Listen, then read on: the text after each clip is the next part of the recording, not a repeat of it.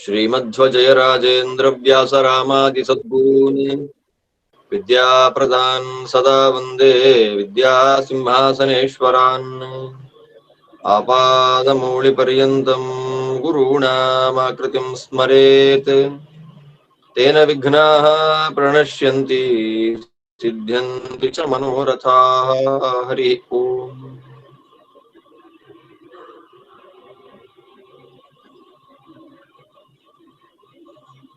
ರಾಮಾಚಾರ್ಯ ದಂಪತಿಗಳು ನರಸಿಂಹದೇವರ ಅನುಗ್ರಹದಿಂದ ತಮಗೆ ಜನಿಸಿದಂಥ ಹುಡುಗನಿಗೆ ನರಸಿಂಹ ಅಂತಲೇ ನಾಮಕರಣವನ್ನ ಮಾಡ್ತಾ ಇದ್ದಾರೆ. ಶ್ರೀ ನರಸಿಂಹಾಖ್ಯಂ ಪಿತಾ ಕರೋತ್. ತಂದೆ ಆ ಮಗುವಿಗೆ ನರಸಿಂಹ ಅಂತಲೇ ಹೇಳಿ ತಾವು ನಾಮಕರಣವನ್ನ ಮಾಡ್ತಾ ಇದ್ದಾರೆ.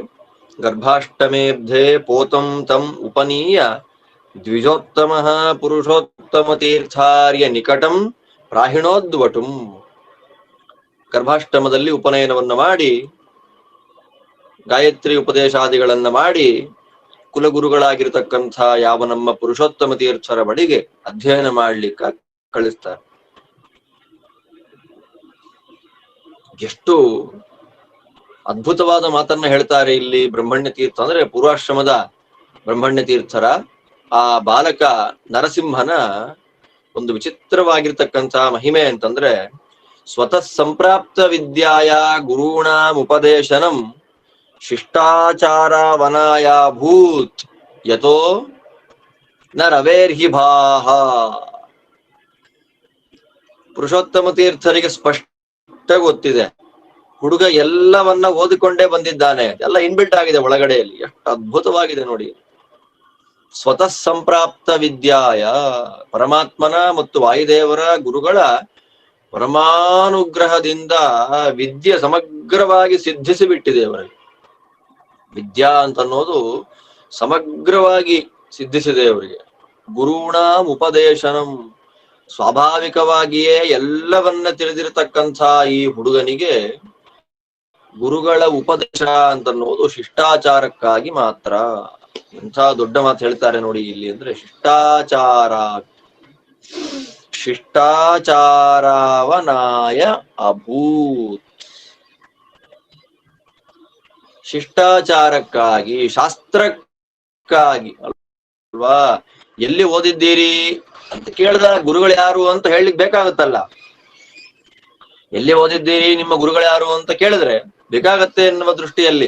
ಅಂದ್ರೆ ಪುರುಷೋತ್ತಮ ತೀರ್ಥರು ಅತ್ಯಂತ ಸಾಮಾನ್ಯರಂತ ಅರ್ಥ ಅಲ್ಲ ಇಲ್ಲಿ. ಬ್ರಹ್ಮಣ್ಯ ತೀರ್ಥರಿಗೆ ಅಷ್ಟು ಅದ್ಭುತವಾಗಿರ್ತಕ್ಕಂಥ ವಿದ್ಯೆ, ಸ್ವತಃ ಸಂಪ್ರಾಪ್ತ ವಿದ್ಯಾ ಅವರು ಬ್ರಹ್ಮಣ್ಯ ತೀರ್ಥ ಗುರು ಸಾರ್ವಭೌಮರು. ನೋಡಿ ಎಂತ ಅದ್ಭುತವಾದ ಮಾತು ಹೇಳ್ತಾರೆ ಇಲ್ಲಿ, ಸ್ವತಃ ಸಂಪ್ರಾಪ್ತ ವಿದ್ಯಾಯ.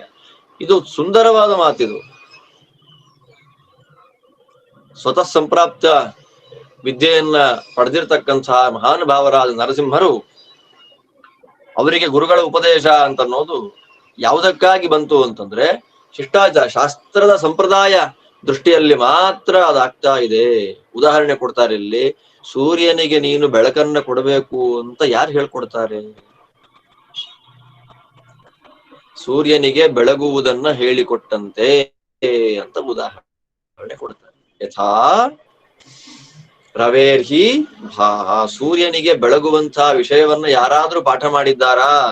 ಯಾರು ಪಾಠ ಮಾಡಿಲ್ಲ. ಸ್ವಾಭಾವಿಕವಾಗಿಯೇ ಬಂದಿದೆ ಅವನಿಗೆ ಬೆಳಗುವಂತಹ ಸ್ವಭಾವ. ಆದ್ದರಿಂದ ಸದ್ವಿದ್ಯಾ, ಶಾಸ್ತ್ರಗಳ ವಿದ್ಯೆ ಅಂತನ್ನುವುದು ಸ್ವತಃ ಒಳಗಿನಿಂದಲೇ ಬಂದಂಥದ್ದು. ಈ ಹುಡುಗನಿಗೆ ಪರಂಪರಾ ಪ್ರಾಪ್ತವಾಗಿದ್ದಂತಹ ಸದ್ವಿದ್ಯೆಯನ್ನೆಲ್ಲವನ್ನ, ಎಷ್ಟು ಅದ್ಭುತ ನೋಡಿ. ಪದ್ಮನಾಭ ತೀರ್ಥರಿಂದ ಮಾಧವ ತೀರ್ಥರ, ಅಕ್ಷೋಭ್ಯ ತೀರ್ಥರ ಮೂಲಕವಾಗಿ ಟೀಕಾಕೃತ್ಪಾದರಿಗೆ, ಟೀಕಾಕೃತ್ಪಾದರಿಂದ ವಿದ್ಯಾಧಿರಾಜರಿಗೆ, ವಿದ್ಯಾಧಿರಾಜರಿಂದ ರಾಜೇಂದ್ರರಿಗೆ, ರಾಜೇಂದ್ರರಿಂದ ವಿಬುಧೇಂದ್ರರು ಮತ್ತು ಜಯಧ್ವಜರಿಗೆ, ಜಯಧ್ವಜರಿಂದ ಪುರುಷೋತ್ತಮರಿಗೆ, ಪುರುಷೋತ್ತಮರಿಂದ ಬ್ರಹ್ಮಣ್ಯ ತೀರ್ಥರಿಗೆ. ಒಂದು ಅದ್ಭುತವಾಗಿರ್ತಕ್ಕಂಥ ವಿದ್ಯಾ, ಸದ್ವಿದ್ಯಾ ಪರಂಪರೆಯ ಪ್ರಭಾವ. ಹೀಗೆ ಗುರುಗಳ ಬಳಿಯಲ್ಲಿ ಅದ್ಭುತವಾಗಿರ್ತಕ್ಕಂಥ ರೀತಿಯಲ್ಲಿ ಶಾಸ್ತ್ರಾಧ್ಯಯನವನ್ನ ಮಾಡ್ತಾರೆ. ಶಾಸ್ತ್ರಾಧ್ಯಯನವನ್ನ ಮಾಡಿ ಅವ್ರು ಹೇಗಿದ್ರು ಸಾಮಾನ್ಯವಾಗಿ ಗುರುಕುಲದಲ್ಲಿ ಸನ್ಯಾಸಿಗಳ ಬಳಿಯಲ್ಲಿ 10 ಮಂದಿ ಶಾಸ್ತ್ರಾಧ್ಯಯನವನ್ನ ಮಾಡ್ತಾ ಇರ್ತಾರೆ. 10 ಮಂದಿ ಶಾಸ್ತ್ರಾಧ್ಯಯನವನ್ನ ಮಾಡ್ತಾ ಇರ್ತಾರೆ. ಶಾಸ್ತ್ರಾಧ್ಯಯನವನ್ನ ಮಾಡೋ ಕಾಲಕ್ಕೆ ಒಬ್ಬನ ಮೇಲೆ ಹುಡುಗರಿಗೆ, ಅದು ಗುರುಗಳಿಗೆ ಒಳ್ಳೆ ದೃಷ್ಟಿ ಇರುತ್ತಾ, ಇವನ್ನ ಚೆನ್ನಾಗಿ ತಯಾರು ಮಾಡ್ಬೇಕು. 10 ಜನಗಳಲ್ಲಿ ಇವನೊಬ್ಬರನ್ನ ಚೆನ್ನಾಗಿ ತಯಾರು ಮಾಡಬೇಕು ಅಂತ ಹೇಳಿ ಗುರುಗಳಿಗಿರುತ್ತೆ. ಆ ಒಬ್ಬ ಯಾರು? ಇವರು. ಒಬ್ಬನನ್ನ ಜೋರಾಗಿ ತಯಾರು ಮಾಡ್ತೇನೆ ನಾನು ಅಂತ ಇರತ್ತೆ ಗುರುಗಳಿಗೆ. ಆ ಒಬ್ಬನೇ ಇವರು. ಹೇಗಿದ್ರು? ಸಾಮಾನ್ಯವಾಗಿ ಗುರುಕುಲದಲ್ಲಿ ಅಧ್ಯಯನ ಮಾಡ್ಬೇಕಾದ್ರೆ ವೈರಾಗ್ಯ ಇರಬೇಕು. ವಿಶೇಷವಾಗಿರ್ತಕ್ಕಂತಹ ವೈರಾಗ್ಯ ಅಂತ ಅನ್ನೋದು ಬೇಕಾಗತ್ತೆ. ಪ್ರಜ್ಞಾ ಅಂತ ಅನ್ನೋದು ಬೇಕಾಗತ್ತೆ. ಪರಮಾತ್ಮನಲ್ಲಿ ಭಕ್ತಿ ಅಂತ ಅನ್ನೋದು ಬೇಕಾಗತ್ತೆ. ಭಕ್ತಿ, ವಿರಕ್ತಿ ಮತ್ತು ಜ್ಞಾನ. ಜ್ಞಾನ, ಭಕ್ತಿ, ವೈರಾಗ್ಯ 3 ಬೇಕು. ಸನ್ಯಾಸವನ್ನ ಒಬ್ಬರಿಗೆ ಕೊಡ್ಬೇಕಾದ್ರೆ, ಒಬ್ಬನನ್ನ ಪ್ರಧಾನವಾಗಿ ಶಿಷ್ಯ ಅಂತ ಸ್ವೀಕಾರ ಮಾಡ್ಕೊಳ್ಬೇಕಾದ್ರೆ ಯಾರಿಗಬಾರ್ದು? 3 ಇರಬೇಕು. ಕಾಮ, ಕ್ರೋಧ, ಲೋಭ, ಮೋಹ, ಮದ ಮತ್ತು ಮಾತ್ಸರ್ಯ. ಈ 6 ಇರಬಾರದು. ಜ್ಞಾನ, ಭಕ್ತಿ, ವೈರಾಗ್ಯ ಈ 3 ಇರಬೇಕು. ಇವರಿಗೆ 3 ಇತ್ತು. ಯಾರಿಗೆ? ಬಾಲಕ ನರಸಿಂಹನಿಗೆ, ಒಟು ನರಸಿಂಹನಿಗೆ ಈ 3 ಇತ್ತು. ಅದು ಹೇಗಿತ್ತು? ಎಷ್ಟು ಚೆನ್ನಾಗಿ ಹೇಳ್ತಾರೆ ನೋಡಿ. ಹೇಗಿತ್ತು? ವಿರಕ್ತೌ ಸನಕೋ ಬಾಲಃ. ವೈರಾಗ್ಯದಲ್ಲಿ ಇವ್ರು ಹೇಗಿದ್ರು ಅಂದ್ರೆ ಸನಕ ಇದ್ದಾಗಿದ್ದು, ಸನಕಾದಿಗಳಿದ್ದಾಗಿದ್ದರಂತೆ. ಎಂಥ ಉದಾಹರಣೆ ನೋಡಿ, ಹೋಲಿಕೆ.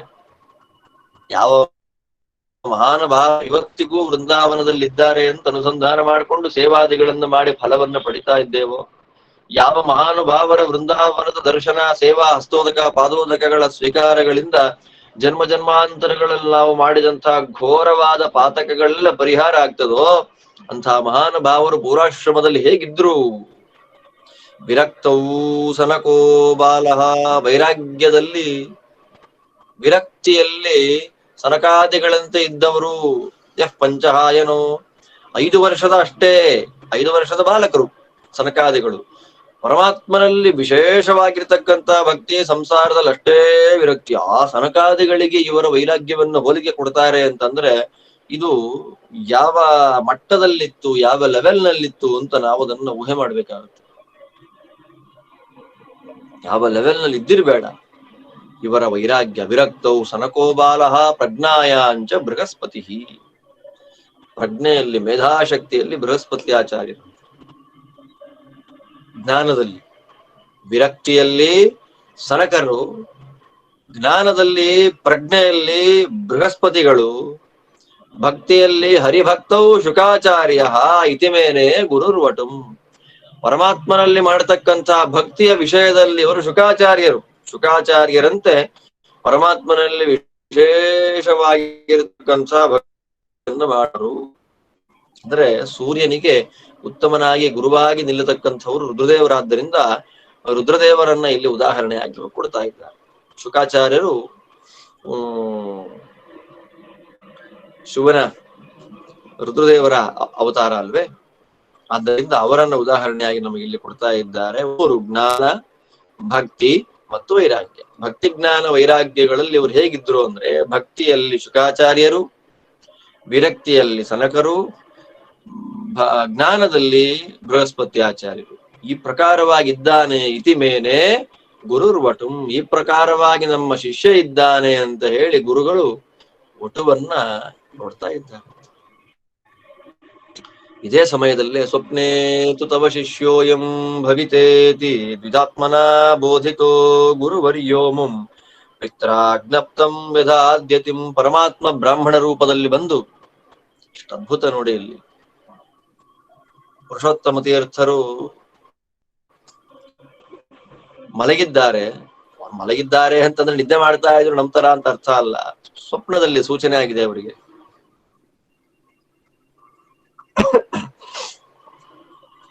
ಪುರುಷೋತ್ತಮ ತೀರ್ಥರಿಗೆ ಸ್ವಪ್ನದಲ್ಲಿ ಸೂಚನೆ, ಈ ಬಾಲಕ ನಿಮ್ಮ ಶಿಷ್ಯನಾಗಿ ಬಂದು ಉತ್ತರಾಧಿಕಾರಿತ್ವವನ್ನು ಪಡಿತಾನೆ, ಈ ಪರಂಪರೆಯನ್ನ, ಈ ಅದ್ಭುತವಾಗಿರ್ತಕ್ಕಂಥ ಪರಂಪರೆಯನ್ನ ಮುಂದಿಸ್ತಾನೆ, ಇವನಿಗೆ ಬರತಕ್ಕಂತಹ ಶಿಷ್ಯ ಲೋಕೋತ್ತರ ಶಿಷ್ಯನಾಗಿ ಬಿಡ್ತಾನೆ ಎಂಬುದಾಗಿ ಅದ್ಭುತವಾಗಿರ್ತಕ್ಕಂತಹ ರೀತಿಯಲ್ಲಿ ಸ್ವಪ್ನ ಸೂಚನೆ ಆಗಿದೆ. ಸನ್ಯಾಸಾಶ್ರಮವನ್ನ ಕೊಡಬೇಕು ಎಂಬುದಾಗಿ ಸ್ವಪ್ನ ಸೂಚನೆ ಆಗಿದೆ. ಸ್ವಪ್ನ ಸೂಚನೆಯಂತೆ ಏನ್ ಮಾಡ್ತಾರೆ ಪುರುಷೋತ್ತಮ ತೀರ್ಥ ಶ್ರೀಪಾದಂಗಳವರು, ಈ ಬಾಲಕನಿಗೆ ಪಿತ್ರಾಜ್ಞಪ್ತಂ, ಅವರ ತಂದೆ ತಾಯಿಗಳ ಅನುಮತಿಯನ್ನ ಪಡೆದು, ಯಾಕೆ ಅಂದ್ರೆ ಒಬ್ಬರಿಗೆ ಸನ್ಯಾಸವನ್ನ ಕೊಡಬೇಕಾದ್ರೆ ಮಾತಾಪಿತೃಗಳ ಅನುಮತಿ ಅತ್ಯಂತ ಅವಶ್ಯಕವಾಗತ್ತೆ. ತಂದೆ ತಾಯಿಗಳಾದವರ ಅನುಮತಿಯನ್ನ ಪಡೆದುಕೊಂಡು ಏನ್ ಮಾಡ್ತಾ ಇದ್ದಾರೆ, ಇವರಿಗೆ ಸನ್ಯಾಸಾಶ್ರಮವನ್ನ ಕೊಡ್ತಾರೆ. ಸನ್ಯಾಸಾಶ್ರಮ ಕೊಟ್ರು. ಅಲ್ಲೇ ಕಡ್ಮ ನದಿ ತೀರದಲ್ಲಿ ಸ್ನಾನ ಆಯಿತು, ಉಪವಾಸಾದಿಗಳು, ಒಂದೇ ಜಾಗದಲ್ಲಿ ಯಾರಿಗೂ ಗೊತ್ತಿಲ್ಲದೆ ಇರುವಂತೆ ವನದಲ್ಲಿ ವನವಾಸ ಮಾಡುವಂಥದ್ದು, ಹೀಗೆಲ್ಲ ಮಾಡಿ ಆತ್ಮಶ್ರಾದ್ದಾದಿಗಳನ್ನೆಲ್ಲವನ್ನ ಮುಗಿಸಿದ್ದಾರೆ.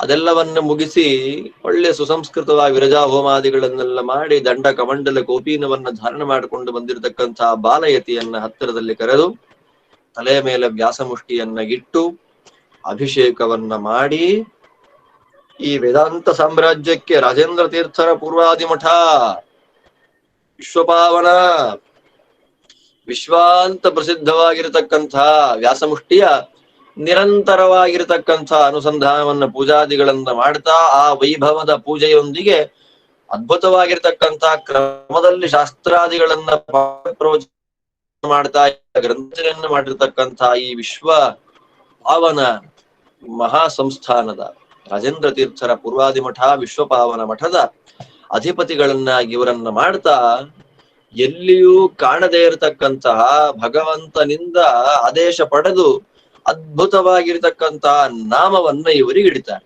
ಬಾಲಕ ನರಸಿಂಹನಿಗೆ ನಾಮಕರಣವನ್ನ ಮಾಡ್ತಾರೆ. ಬಹಳ ಕಷ್ಟ ಇದೆ ನಾಮಕರಣವನ್ನ ಮಾಡುವುದು ಅಂದ್ರೆ, ತುಂಬಾ ಕಷ್ಟ. ನಾವು ಕೂಡ ನಮ್ಮ ಮಕ್ಕಳಿಗೆ ನಾಮಕರಣವನ್ನ ಮಾಡ್ತೇವೆ, ಆಲೋಚನೆ ಇಲ್ಲ, ಪೂರ್ವಾಲೋಚನೆ ಮಾಡ್ಬೇಕು. ನಾವಿಟ್ಟಂತಹ ಹೆಸರು ಮಗುವಿನ ಭವಿಷ್ಯವನ್ನ ರೂಪಿಸುವಂತೆ ಇರಬೇಕು. ಆಲೋಚನೆ ಮಾಡ್ಬೇಕು ನಾವೆಲ್ಲ. ನಾವು ಮಕ್ಕಳಿಗೆ, ನಮ್ಮ ಮಕ್ಕಳಿಗೆ ಇಡುವಂತಹ ಹೆಸರೇನಿದೆ, ಅದು ಆ ಹೆಸರಿನ ಗುಣಗಳು ಮಗುವಿನಲ್ಲಿ ಅಭಿವ್ಯಕ್ತಿ ಆಗುವಂತೆ ಇರಬೇಕು. ಅದರ ಜೊತೆಯಲ್ಲಿಯೇ ಮಗುವಿನ ಭವಿಷ್ಯಕ್ಕೆ ಪೂರಕವಾಗಿರ್ಬೇಕು. ಇವು ನಾಮಕರಣ ಮಾಡ್ತಾರೆ ನೋಡಿ. ಬಾಲಕನಿಗೆ ಏನಂತ ನಾಮಕರಣ ಮಾಡಿದ್ದಾರೆ, ಆ ಬಾಲ್ಯಾದ್ ಬ್ರಾಹ್ಮಣೌಘೇಸು ದಯಾಲು ರೀತಿ ಮೌನಿನ ಬ್ರಹ್ಮಣ್ಯ ತೀರ್ಥ ನಾಮ್ನಾ ಹಿ ಸಮಾಖ್ಯಾತೋರ ವಿದ್ಯುತಿ. ಆಬಾಲ್ಯಾದ್ ಬ್ರಾಹ್ಮಣೌಘೆ, ಬ್ರಾಹ್ಮಣೌಘೆ ಅಸೌ, ಆಬಾಲ್ಯಾದ್ ಬ್ರಾಹ್ಮಣೌಘೆ ಅಸೌ ದಯಾಲು ರೀತಿ ಮೌನಿನ. ಮೌನಿಗಳು, ಪುರುಷೋತ್ತಮ ತೀರ್ಥರನ್ನ ಮೌನಿಗಳು ಅಂತ, ಜಾಸ್ತಿ ಮಾತೇ ಇಲ್ವಂತೆ ಮಹಾನುಭಾವರು, ಹೆಚ್ಚು ಮಾತಿಲ್ಲ ಅವರು. ಮುನಿ ಏನ ಸಮುನಿಹಿ ಅಂತ ಯಾರು ಓಂಕಾರವನ್ನು ಚೆನ್ನಾಗಿ ತಿಳಿದಿದ್ದಾರೋ ಅವರನ್ನ ಮುನಿಗಳು ಅಂತ ಕರೀತಾರೆ. ಓಂಕಾರ ಪ್ರತಿಪಾದ್ಯನಾದ, ಓಂಕಾರ ವಾಚ್ಯನಾದ ಪರಮಾತ್ಮನನ್ನ ವಿಶೇಷವಾಗಿ ಉಪಾಸನೆಯನ್ನ ಯಾರು ಮಾಡ್ತಾರೋ ಅಂಥವರನ್ನ ಮುನಿಗಳು ಅಂತ ಶಾಸ್ತ್ರದಲ್ಲಿ ಕರೀತಾ ಇದ್ದಾರೆ. ಅಂಥ ಮುನಿಗಳಿವರು ಪುರುಷೋತ್ತಮ ತೀರ್ಥ ಶ್ರೀಪಾದಂಗಳವರು. ಗುಹಾವಾಸಿಗಳು, ಏಕಾಂತ ಪ್ರಿಯರು, ಯಾರೊಂದಿಗೂ ಹೆಚ್ಚು ಮಾತಾಡದೇ ಇರತಕ್ಕಂತಹ ವ್ಯಕ್ತಿಗಳು. ಇಂಥ ಮಹಾನುಭಾವರು ಏನ್ ಮಾಡಿದ್ದಾರೆ, ಏಕಾಂತದಲ್ಲಿ ಇದ್ದಾರೆ ಮುನಿಗಳು. ಬಾಲ್ಯಾವಸ್ಥೆಯಿಂದಲೂ ಕೂಡ ಬ್ರಾಹ್ಮಣರು ಅಂತಂದ್ರೆ ಅತ್ಯಂತ ದಯಾಳುಗಳು. ಬ್ರಾಹ್ಮಣರ ಮೇಲೆ ವಿಶೇಷವಾಗಿರ್ತಕ್ಕಂತಹ ಕರುಣೆ, ಅಗ್ರಹಾರಗಳ ನಿರ್ಮಾಣ ಮಾಡಬೇಕು, ಪಾಠ ಪ್ರವರ್ತಕ್ಕಂತಹ ಬ್ರಾಹ್ಮಣಿಗೆ ವಿಶೇಷವಾಗಿರ್ತಕ್ಕ ಅನುಕೂಲವನ್ನು ಮಾಡಿ ಕೊಡಬೇಕು. ಪರಮಾತ್ಮ ಪ್ರೀತನಾಗೋದು ಎರಡಕ್ಕೆ.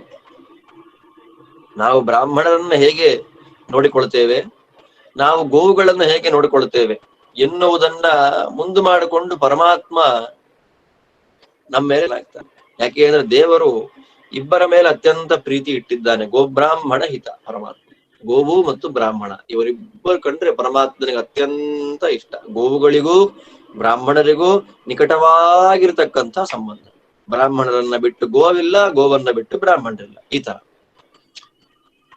ಅಬಾಲ್ಯಾತ್ ಬ್ರಾಹ್ಮಣೌಘೇಸೌ ದಯಾಳುಹು, ದಯಾಳುಗಳಿವರು.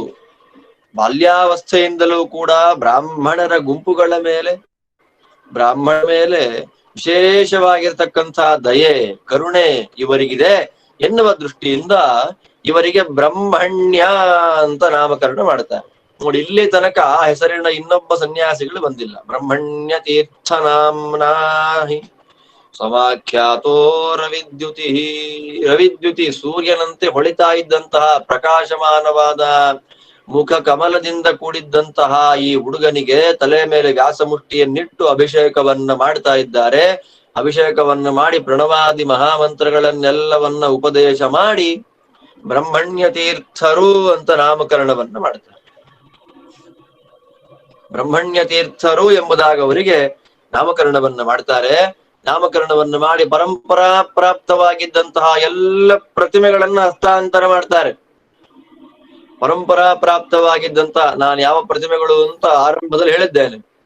ನೀಲಾದೇವಿ ಕರಾರ್ಚಿತವಾದಂತಹ ಬ್ರಹ್ಮಾದಿ ಪೂಜಿತ ವಿಶ್ವಕರ್ಮ ನಿರ್ಮಿತ ಚತುರ್ಮುಖ ಬ್ರಹ್ಮದೇವರು ವಿಶೇಷವಾಗಿ ಪೂಜೆ ಮಾಡಿದ, ಮತ್ತು ಕೃಷ್ಣಾವತಾರ ಕಾಲದಲ್ಲಿ ಪರಮಾತ್ಮನ ಅಷ್ಟಮಹಾ ಮಹಿಷಿಯರಲ್ಲಿ ಒಬ್ಬರಾಗಿರ್ತಕ್ಕಂಥ ನೀಲಾದೇವಿಯರು ಭಕ್ತಿಯಿಂದ ಅರ್ಚನೆ ಮಾಡಿದ, ಕೃಷ್ಣಾವತಾರ ಸಮಾಪ್ತಿಯಾದ ನಂತರದಲ್ಲಿ ಮತ್ತೆ ವೇದವ್ಯಾಸಾಶ್ರಮದಲ್ಲಿಯೇ ಇದ್ದಂತಹ ಭೈಷ್ಮಿ ಸತ್ಯ ಸಮೇತ ಶ್ರೀಮನ್ ಮೂಲ ಗೋಪಾಲ ಕೃಷ್ಣದೇವರ ಪ್ರತಿಮೆಯನ್ನು ಶ್ರೀಮದ್ ಆಚಾರ್ಯರು ತಾವೇ ಸ್ವತಃ ಎರಕ ಹೊಯ್ದು ನಿರ್ಮಾಣ ಮಾಡಿದಂತಹ ಹನುಮತ್ ಸೀತಾ ಸಮೇತವಾಗಿರ್ತಕ್ಕಂತಹ ಶ್ರೀಮನ್ ಮೂಲ ಪಟ್ಟಾಭಿರಾಮ ದೇವರ ಪ್ರತಿಮೆಯನ್ನು, ರತ್ನಗರ್ಭ ಸಾಲಿಗ್ರಾಮ ಸಮೇತ ಯುಕ್ತವಾದಂತಹ ವೇದವ್ಯಾಸ ದೇವರ ವಿಶ್ವ ಅಂತ ಕರೆಯಲ್ಪಡತಕ್ಕಂತಹ ವ್ಯಾಸಮುಷ್ಟಿಯನ್ನು, ಬಲಮುರಿ ಶಂಖಗಳನ್ನು, ಶ್ರೀಮದ್ ಆಚಾರ್ಯರು ಪೂಜೆ ಮಾಡಿದಂತಹ ಹಯಗ್ರೀವ, ಧನ್ವಂತರಿ, ಭೂವರಾಹ ಪ್ರತಿಮೆಗಳನ್ನು, ಸ್ವರ್ಣಮೂಲ ಪಟ್ಟಾಭಿರಾಮ ದೇವರ ಪ್ರತಿಮೆಯನ್ನು, ಶ್ರೀಮದ್ ಟೀಕಾಕೃತ್ಪಾದರು ವಿದ್ಯಾಧಿರಾಜರಿಗೆ ನೀಡಿದಂತಹ ಈ ಸಂಸ್ಥಾನದ ರಕ್ಷಣೆಯನ್ನ ಮಾಡತಕ್ಕಂತಹ ಶ್ರೀ ನೃಸಿಂಹಾರ್ಚ ಕಮಲ ಸಮೇತ ಯೋಗಪಟ್ಟಿಕ ಲಕ್ಷ್ಮೀ ನರಸಿಂಹದೇವರ ಪ್ರತಿಮೆಯನ್ನು, ಜೊತೆಯಲ್ಲಿಗೆ ಶ್ರೀಮದ್ ರಾಜೇಂದ್ರ ತೀರ್ಥ ಶ್ರೀಪಾದಂಗಳವರು ಜಗದ್ಧ್ವಜರಿಗೆ ಸಂಚಾರ ಕಾಲದಲ್ಲಿ ಅನುಗ್ರಹ ಮಾಡಿದ್ದಂತಹ ದಿಗ್ವಿಜಯ ಪಟ್ಟಾಭಿರಾಮ ದೇವರ ಪ್ರತಿಮೆಯನ್ನು, ಅನೇಕ ಶಾಲಿಗ್ರಾಮಗಳನ್ನು ಮತ್ತು ಪದ್ಮನಾಭತಿಯರಿಗೆ ಶ್ರೀಮದ್ ಆಚಾರ್ಯರು ಸಾಕ್ಷಾತ್ತಾಗಿ ಅನುಗ್ರಹ ಮಾಡಿದಂತಹ ಶ್ರೀಮದ್ ಆನಂದ ತೀರ್ಥ ಭಗವತ್ಪಾದಾಚಾರ್ಯರ ಪ್ರತಿಮೆ, ಶಾಸ್ತ್ರ ಪುಸ್ತಕ ಎಲ್ಲ ಕೊಡ್ತಾರೆ. ಪರಂಪರಾ ಪ್ರಾಪ್ತವಾಗಿದ್ದಂತಹ ಇಷ್ಟೆಲ್ಲ ಪ್ರತಿಮೆಗಳನ್ನ ಅವರಿಗೆ ಅನುಗ್ರಹ ಮಾಡಿ ಕೊಡ್ತಾ ಇದ್ದಾರೆ. ಅನುಗ್ರಹ ಮಾಡಿ ಕೊಟ್ಟು ಪ್ರತಿಪತ್ ನಾಳೆ ಯುಗಾದಿ ಹಬ್ಬದ ದಿವಸ ಪುರುಷೋತ್ತಮ ತೀರ್ಥರ ಆರಾಧನೆ ಅಂತಂದ್ರೆ ಅವ್ರು ಹೋಗಿದ್ದಾರೆ ಅಂತಲ್ಲ, ಗುಹೆ ಒಳಗೆ ನೆಲೆಸಿದ್ದಾರೆ ಅಂತ. ಗುಹಾ ಪ್ರವೇಶವನ್ನ ಮಾಡಿದಂತಹ ದಿವಸ ಚೈತ್ರ ಶುದ್ಧ ಪ್ರತಿಪದ್ ದಿವಸದಂದು ಪುರುಷೋತ್ತಮಾರ್ಯ ತಿರಾಟ್ ಪ್ರವಿವೇಶ ಗುಹಾಂತತಃ ಪುರುಷೋತ್ತಮ ಗುಹೇವ ನಾಮ್ನಾ ಖ್ಯಾತಾಧುನಾಪಿ ಸ. ಆ ಸಂಸ್ಥಾನದ ಸಮಗ್ರವಾಗಿರ್ತಕ್ಕಂಥ ಜವಾಬ್ದಾರಿಯನ್ನ ಯೋಗ್ಯರಾಗಿರ್ತಕ್ಕಂಥ ಈ ಬ್ರಹ್ಮಣ್ಯ ತೀರ್ಥರಿಗೆ ಕೊಟ್ಟು ಏನ್ ಮಾಡ್ತಾ ಇದ್ದಾರೆ, ಪುರುಷೋತ್ತಮ ತೀರ್ಥ ಶ್ರೀಪಾದಂಗಳವರು ತಾವು ಗುಹಾ ಪ್ರವೇಶವನ್ನ ಮಾಡ್ತಾ ಇದ್ದಾರೆ. ಗುಹಾ ಪ್ರವೇಶವನ್ನ ಮಾಡಿಬಿಡ್ತಾರೆ. ಇವತ್ತಿಗೂ ಕೂಡ ಆ ಗುಹೆ ಪುರುಷೋತ್ತಮ ತೀರ್ಥರ ಗುಹಾ ಎಂಬುದಾಗಿಯೇ ಶಾಸ್ತ್ರ ಪ್ರಸಿದ್ಧವಾಗಿದೆ. ಪುರುಷೋತ್ತಮ ತೀರ್ಥರ ಗುಹಾ ಅಂತಲೇ ಅದನ್ನ ನಾವು ಕರಿತಾ ಇದ್ದೇವೆ. ಅಂಥ ಪುರುಷೋತ್ತಮ ತೀರ್ಥ ಶ್ರೀಪಾದಂಗಳವರು ಬ್ರಹ್ಮಣ್ಯ ತೀರ್ಥರಿಗೆ ಪೀಠವನ್ನು ಒಪ್ಪಿಸಿ ಮುಂದೆ ಬಂದಿದ್ದಾರೆ. ಈ ಬ್ರಹ್ಮಣ್ಯ ತೀರ್ಥರು ಏನ್ ಮಾಡ್ತಾ ಇದ್ದಾರೆ, ಸ್ವಲ್ಪ ಕಾಲಗಳ ಕಾಲ ಬ್ರಹ್ಮಣ್ಯ ಯತಿ ರಾಜೇಂದ್ರ ಪ್ರಭಾವಭಿದುರೇಣ ಹಿ ಜನತಾಗಾದ್ರಿ ವೃಂದಾನಿ ಭಿಂದಾನೋ ಗಚರತ್ತತ. ಸಂಚಾರ ಮಾಡ್ತಾರೆ. ಗ್ರಾಮೈಕರಾತ್ರಿ ಅಂತ ನಿರಂತರವಾಗಿರ್ತಕ್ಕಂಥ ಸಂಚಾರವನ್ನು ಮಾಡ್ತಾರೆ ಬ್ರಹ್ಮಣ್ಯ ತೀರ್ಥರು. ಹೇಗೆ ಅಂತಂದ್ರೆ, ವಜ್ರಾಯುಧ ಹೇಗೆ ಪರ್ವತಗಳ ರೆಕ್ಕೆಯನ್ನೆಲ್ಲ ಕತ್ತರಿಸ್ತದೋ, ಪರ್ವತಗಳ ರೆಕ್ಕೆಗಳನ್ನ ಕತ್ತುವಲ್ಲಿ ಹೇಗೆ ಸಮರ್ಥವಾಗಿದೆಯೋ ಹಾಗೆ ಬ್ರಹ್ಮಣ್ಯ ತೀರ್ಥರೆಂಬ ಇಂದ್ರದೇವರು ಜನತೆಯ ಪಾಪಗಳೆಂಬ ಪರ್ವತವನ್ನ ಕಟ್ ಮಾಡ್ತಾ ತುಂಡು ಮಾಡ್ತಾ ಸಂಚಾರ ಮಾಡ್ತಾ ಇದ್ದಾರೆ ಅಂತ ಒಂದೇ ಅರ್ಥ ಇದೆ. ಏನು? ಬ್ರಹ್ಮಣ್ಯ ತೀರ್ಥರ ಸಂಚಾರ ಜನತೆಯ ವಿಶೇಷವಾಗಿರ್ತಕ್ಕಂತಹ ಪಾಪಗಳನ್ನೆಲ್ಲ ಪರಿಹಾರ ಮಾಡುತ್ತೆ. ಬ್ರಹ್ಮಣ್ಯ ತೀರ್ಥರು ಸಂಚಾರ ಮಾಡಿದ್ರು ಅಂದ್ರೆ ಏನೋ ಸರ್ವ ಜನಗಳ ಪಾಪಗಳನ್ನೆಲ್ಲವನ್ನ ಪರಿಹಾರ ಮಾಡಿದ್ರು ಅಂತ. ಅದ್ಭುತವಾಗಿರ್ತಕ್ಕಂತಹ ಸಂಚಾರ. ಬದರಿ ಯಾತ್ರೆಯನ್ನ ಮಾಡಿದಂತಹ ಮೊದಲನೇ ಸನ್ಯಾಸಿಗಳು ಎಲ್ಲ ಮುಗಿದ ಮೇಲೆ ಈ ನಮ್ಮ ರಾಜೇಂದ್ರ ತೀರ್ಥರ ಪರಂಪರೆಯಲ್ಲಿ ಜಗದ್ಗುರು ಶ್ರೀಮನ್ ಮಧ್ವಾಚಾರ್ಯರ ಮೂಲ ಮಹಾಸಂಸ್ಥಾನ ರಾಜೇಂದ್ರ ತೀರ್ಥರ ಪೂರ್ವಾದಿ ಮಠದ ಪರಂಪರೆಯಲ್ಲಿ ಬದರಿಯಾತ್ರೆಯನ್ನ ಮಾಡಿದ ಹಿರಿಮೆ ನಮ್ಮ ಬ್ರಹ್ಮಣ್ಯ ತೀರ್ಥ ಶ್ರೀಪಾದಂಗಳವರದ್ದು. ನಿಮಜ್ಜನ್ ಕಣ್ವ ಸರಿತಿ ಅವರು ಕೂಡ ಪ್ರಾಚೀನ ಪೂರ್ವ ಯತಿಗಳಂತೆ ತಮ್ಮ ಗುರುಗಳಾಗಿರ್ತಕ್ಕಂಥ ಯಾವ ಪುರುಷೋತ್ತಮ ತೀರ್ಥರಂತೆಯೇ ಅಬ್ಬೂರು ಕ್ಷೇತ್ರವನ್ನೇ ತಮ್ಮ ಮುಖ್ಯ ಕಾರ್ಯಕ್ಷೇತ್ರವನ್ನಾಗಿ ಮಾಡಿಕೊಂಡ್ರು. ಜ್ಞಾನ ಮಂಡಪ ಭಾಗಸ್ಥ ಕಣ್ವ ನದ್ಯಾ ಸಮೀಪಗಂ ಅಬ್ಬೂರು ಕ್ಷೇತ್ರ ಮಾಸಾದ್ಯ ನೆವಸದ್ಯತಿರಾಟ್ಟತಃ ಸಂಚಾರವನ್ನೆಲ್ಲ ಮಾಡ್ತಾ ಸಂಸ್ಥಾನದ ಮೂಲ ಕೇಂದ್ರವನ್ನಾಗಿ ಯಾವುದನ್ನು ಮಾಡ್ಕೊಳ್ಬೇಕು ಅಂತ ನಿಶ್ಚಯವನ್ನ ಮಾಡಿ ಗುರುಗಳು ಗುಹೆಯಲ್ಲಿ ಸನ್ನಿಹಿತರಾಗಿರ್ತಕ್ಕಂತಹ ಅಬ್ಬೂರು ಕ್ಷೇತ್ರವನ್ನೇ ಜ್ಞಾನ ಮಂಟಪ ಅಂತ ಪ್ರಸಿದ್ಧವಾಗಿರ್ತಕ್ಕಂಥ ಅಬ್ಬೂರು ಕ್ಷೇತ್ರವನ್ನೇ ತಮ್ಮ ಕಾರ್ಯಕ್ಷೇತ್ರವನ್ನಾಗಿ ಮಾಡಿಕೊಳ್ತಾರೆ ಬ್ರಹ್ಮಣ್ಯ ತೀರ್ಥರು. ಎಲ್ಲ ಹೋಗ್ಲಿಲ್ಲ, ಅದನ್ನೇ ನೋಡಿ ಮೂಲ ಕೇಂದ್ರ ಎಲ್ಲೆಲ್ಲ ಆಯ್ತು. ಆಚಾರ್ಯರ ಪೂರ್ವಕಾಲ ನಂದಿಗ್ರಾಮ ಅಂತ ಉತ್ತರ ಭಾರತದಲ್ಲಿ ಆ ನಂದಿಗ್ರಾಮ ಇತ್ತು. ಆಚಾರ್ಯರಿಗಿಂತ ಪೂರ್ವಕಾಲದಲ್ಲಿ ನಂದಿಗ್ರಾಮ ಅಂತ ಹೇಳಿತ್ತು. ಇದು ಮೂಲ ಕೇಂದ್ರ. ನಂದಿಗ್ರಾಮವಾದ ನಂತರದಲ್ಲಿ ಉಡುಪಿ ಆಯ್ತು ಈ ಸಂಸ್ಥಾನದ್ದು.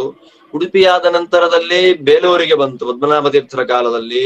ಅಲ್ಲಿಂದ ಇನ್ನು ಮುಂದೆ ಮಳಖೇಡ ಮೊದಲಾಗಿರ್ತಕ್ಕಂಥ ಜಾಗಗಳಿಗೆ ಯರಗೋಳ ಮಳಖೇಡ ಮೊದಲಾದ ಪ್ರದೇಶಗಳನ್ನೆಲ್ಲ ಮುಗಿಸ್ಕೊಂಡು ಪೂರ್ವ ಭಾರತಕ್ಕೆ ಹೋಯ್ತು.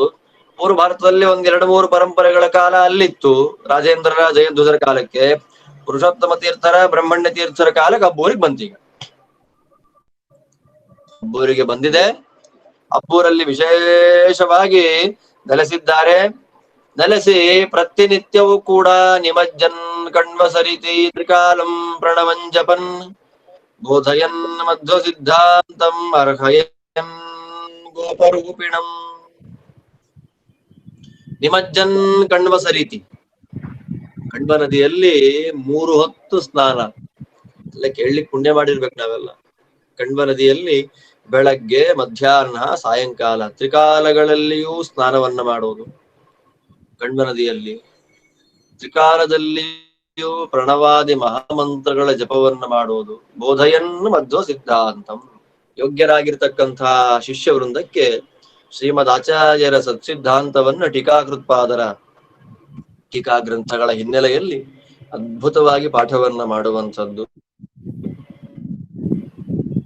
ಪಾಠವನ್ನ ಮಾಡಿ ಅಷ್ಟಯನ್ ಗೋಪರೂಪಿಣಂ ಶ್ರೀಮನ್ ಮೂಲ ಗೋಪಾಲಕೃಷ್ಣ ಪಟ್ಟಾಭಿರಾಮ ವೇದವ್ಯಾಸ ನರಸಿಂಹ ದಿಗ್ವಿಜಯ ಪಟ್ಟಾಭಿರಾಮ ಮೊದಲಾಗಿರತಕ್ಕಂತಹ ಸಂಸ್ಥಾನದ ಮೂಲ ಪ್ರತಿಮೆಗಳನ್ನ ಭಕ್ತಿಯಿಂದ ಪೂಜೆ ಮಾಡುವುದು. ಇದು ಅವರ ದಿನಚರಿ. ತ್ರಿಕಾಲ ಸ್ನಾನ, ದೇವರ ಪೂಜೆ, ಪಾಠ. ಪೂಜೆ, ಪಾಠ, ಸ್ನಾನ. ಪೂಜೆ, ಪಾಠ, ಸ್ನಾನ. ಎಷ್ಟು ಅದ್ಭುತ ನೋಡಿ. ಚಿಕ್ಕ ವಯಸ್ಸು ಬಾಲಕ, ಏನ್ ಅದ್ಭುತವಾದಂತಹ ದಿನಚರಿ. ಶಿಷ್ಯರು ಭಿಕ್ಷೆ ಬೇಡಲಿಕ್ಕೆ ಅವಾಗ ಚಿಕ್ಕಡಿಗೆ ಅಂತೆಲ್ಲ ಇರ್ಲಿಲ್ಲ. ಸ್ವಾಮಿಗಳಿಗೆ ಅಂತಲೇ ವಿಶೇಷವಾಗಿ ಬೇಯಿಸಿದಂತಹ ಪಕ್ವಾನ್ನ, ಚಿಕ್ಕಡಿಗೆ ಮೊದಲಾದಂಥದ್ದು ಯಾವುದೂ ಇರ್ಲಿಲ್ಲ ಅವತ್ತಿನ ಕಾಲದಲ್ಲಿ. ಶಿಷ್ಯರು ಶಿಷ್ಯೇಣಾನೀತ ಪಕ್ವಾನ್ನಂ ಪಾತ್ರ ಸಂಸ್ಥಂ ಮಹಾಮುನಿ ಶಂಖೋದಕ ಪ್ರೋಕ್ಷಣೇನ ಪುನಸ್ತಪ್ತಂ ವಿಧಾಯ ತತ್ ಶ್ರೀಕೃಷ್ಣ ಯಾರ್ಪಯಿತ್ವಾ ಸ ಭುಂಕ್ತೆ ಸಹ ಶಿಷ್ಯಕೈ. ಶಿಷ್ಯರುಗಳೆಲ್ಲ ಅಗ್ರಹಾರಕ್ಕೆ ಭಿಕ್ಷೆ ಬೇಡ್ಲಿಕ್ಕೆ ಹೋಗ್ಬೇಕು. ಭಿಕ್ಷೆ ಬೇಡಿ ಪದಾರ್ಥಗಳನ್ನ ತರಬೇಕು. ಏನು ಕೊಡ್ತಾರೋ ಅನ್ನ ಮೊದಲಾಗಿರ್ತಕ್ಕಂತಹ ಪದಾರ್ಥಗಳನ್ನೆಲ್ಲ ತಂದು ಗುರುಗಳಿಗೆ ಸಮರ್ಪಣೆ ಮಾಡಬೇಕು. ಆರೋಗಿರುತ್ತೆ, ಬಿಸಿ ಬಿಸಿ ಇರೋದಿಲ್ಲ ಅದು. ಬ್ರಹ್ಮಣ್ಯ ತೀರ್ಥರ ಮಹಿಮೆ ಹೇಳೋದು ನಾನು ನಿಮಗೆ. ಆರಿ ಹೋಗಿರುತ್ತೆ. ಆರಿ ಹೋದ ಭಿಕ್ಷಾ ಅನ್ನಗಳನ್ನೆಲ್ಲ ಗುರುಗಳ ಮುಂದೆ ತಂದಿಡ್ತಾರೆ. ದೇವರ ಪೂಜೆಯನ್ನ ಮಾಡ್ತಾ ಇದ್ದಾರೆ ಬ್ರಹ್ಮಣ್ಯ ತೀರ್ಥರು. ನೈವೇದ್ಯ ಬಂತು, ಶಂಖೋದಕವನ್ನ ಪ್ರೋಕ್ಷಣೆ ಮಾಡ್ತಾರೆ. ಕೈಯಲ್ಲಿ ಶಂಖದಿಂದ ನೀರು ಹಾಕೊಂಡು ಅದಕ್ಕೆ ಪ್ರೋಕ್ಷಣೆ ಮಾಡ್ತಾರೆ. ಬ್ರಹ್ಮಣ್ಯ ತೀರ್ಥರು ಪ್ರೋಕ್ಷಣೆ ಮಾಡ್ತಾ ಇದ್ದ ಹಾಗೆಯೇ ಆಗ ತಾನೇ ಅಡಿಗೆ ಮಾಡಿದ್ದಾರೇನೋ ಎನ್ನುವಂತೆ ಬಿಸಿ ಬಿಸಿ ಆಗಬೇಕು, ಹೊಗೆ ಬರ್ತಾ ಇತ್ತಂತೆ. ಏನ್ ಮಾತಾಡ್ಲಿಕ್ಕಾಗತ್ತೆ ನಾವು ಬ್ರಹ್ಮಣ್ಯ ತೀರ್ಥರ ಮಹಿಮೆ ಬಗ್ಗೆ? ವ್ಯಾಸರಾಜರ ಗುರುಗಳು ಅಂತಂದ ಮೇಲೆ ಎಂಥ ವೈಭವ ಬ್ರಹ್ಮಣ್ಯ ತೀರ್ಥರಲ್ಲಿ. ಕೊಡ್ತಾರೆ ನೋಡಿ, ಶಿಷ್ಯರು ತಂದಿತ್ತ ಭಿಕ್ಷಾನ್ನದ ಮೇಲೆ ಶಂಖೋದಕ ಪ್ರೋಕ್ಷಣೆಯನ್ನ ಮಾಡುವುದರ ಮಾತ್ರದಿಂದಲೇ ಅದನ್ನ ಮತ್ತೆ ಬಿಸಿಯನ್ನಾಗಿ ಮಾಡಿ ಆಗ ತಾನೇ ರೆಡಿ ಮಾಡಿದ್ದಾರೆ, ಈಗ ಒಲೆಯಿಂದ ಇಳಿಸಿ ತಂದಿದ್ದಾರೆ ಎನ್ನುವಂತೆ ಇರ್ಬೇಕು ಆ ಪದಾರ್ಥಗಳೆಲ್ಲ. ಅದನ್ನ ಪರಮಾತ್ಮನಿಗೆ ನೈವೇದ್ಯ ಮಾಡಿ ಶ್ರೀಕೃಷ್ಣಾಯ ಅರ್ಪಯಿತ್ವಾ ಸಹ, ಪರಮಾತ್ಮನಿಗೆ ಅದನ್ನ ಅರ್ಪಣೆ ಮಾಡಿ ಶಿಷ್ಯರುಗಳಿಗೆ ಜೊತೆಯಲ್ಲಿ ಭಿಕ್ಷಾ ಸ್ವೀಕಾರವನ್ನ ಮಾಡ್ತಾ ಇದ್ದಾರೆ. ಭಿಕ್ಷಾ ಸ್ವೀಕಾರವನ್ನು ಮಾಡೋದು, ಮತ್ತೆ ಸಾಯಂಕಾಲ ಕಣ್ಮನದಿ ಸ್ನಾನ, ಜಪ, ಪಾಠ, ಪೂಜೆ, ಇದು ನಿರಂತರವಾಗಿರ್ತಕ್ಕಂತಹ ದಿನಚರಿ ನಮ್ಮ ಬ್ರಹ್ಮಣ್ಯ ತೀರ್ಥ ಗುರುರಾಜರದ್ದು. ಈ ಪ್ರಕಾರವಾಗಿ ಬ್ರಹ್ಮಣ್ಯ ತೀರ್ಥ ಗುರು ಸಾರ್ವಭೌಮರು ವಿಶೇಷವಾದ ಕ್ರಮದಲ್ಲಿ ಅಬ್ಬೂರು ಕ್ಷೇತ್ರದಲ್ಲಿ ವಾಸ ಮಾಡಿಕೊಂಡವರಾಗಿ ಬಂದ ಎಲ್ಲ ಭಕ್ತರುಗಳ ವಿಶೇಷವಾದ ಪಾಪಾದ್ರಿಗಳನ್ನೆಲ್ಲವನ್ನ ಪರಿಹಾರ ಮಾಡ್ತಾ ವಿರಾಜಮಾನರಾಗಿದ್ದಾರೆ ಅಬ್ಬೂರು ಕ್ಷೇತ್ರದಲ್ಲಿ ಎನ್ನುವಲ್ಲಿಗೆ ಇವತ್ತಿನ ಈ ಪಾಠವನ್ನ ಸಮಾಪ್ತಿ ಮಾಡ್ತಾ ಇದ್ದೇನೆ. ಮತ್ತೆ ನಾಳಿನ ಪಾಠದಲ್ಲಿ ಭೇಟಿಯಾಗೋಣ. ಶ್ರೀಕೃಷ್ಣಾರ್ಪಣಮಸ್ತು.